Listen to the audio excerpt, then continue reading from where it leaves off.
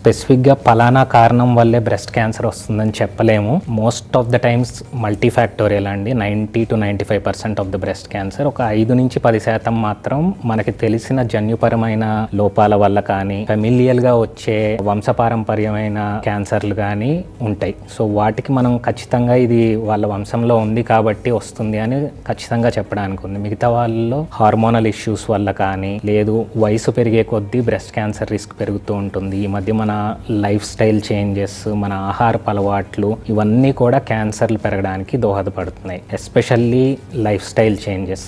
ఒకప్పుడుతో compare చేసుకుంటే ఆడవాళ్ళలో alcohol consumption పెరిగింది, which is a main risk factor for breast cancer. దాంతోపాటు మన వర్క్ అలవాట్లు, చాలామంది ఇంతకుముందు కష్టపడి పనిచేయడం, ఫిజికల్ వర్క్ ఉన్న వాళ్ళు కూడా ఇప్పుడు most of them are confined to sedentary life style. అంటే కూర్చున్న చోటే ఉండి రోజంతా పనిచేయడం. దీనివల్ల ఏంటి అంటే ఆడవాళ్ళలో ఒబెసిటీ, కొవ్వు పేరుకుపోవడం, ఇన్సులిన్ రెసిస్టెన్స్, దానివల్ల హార్మోనల్ చేంజెస్ ఇవన్నీ పెరిగిపోయి ఇవన్నీ కూడా క్యాన్సర్ కారకానికి దోహదపడుతున్నాయి. సో ఈ హార్మోనల్ చేంజెస్, లైఫ్ స్టైల్ మోడిఫికేషన్సే కాకుండా ఫెమిలియల్ కాజెస్ కానీ, చిన్నప్పుడు ఏమన్నా రేడియేషన్స్ ఇలాంటివి తీసుకున్నట్లయితే ఇవన్నీ కూడా క్యాన్సర్ వచ్చే అవకాశాన్ని పెంచుతాయి. కానీ స్పెసిఫిక్గా ఈ ఒక్కదాని వల్ల క్యాన్సర్ వస్తుందని మనం పిన్ పాయింట్ చేసి చెప్పలేము.